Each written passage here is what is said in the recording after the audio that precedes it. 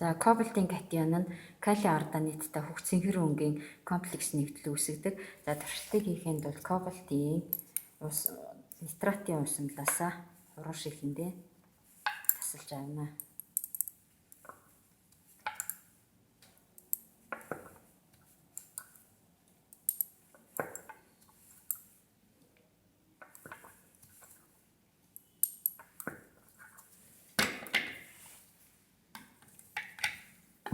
За уг усмал дээр калиум радонидын талстаас нэмж өгье.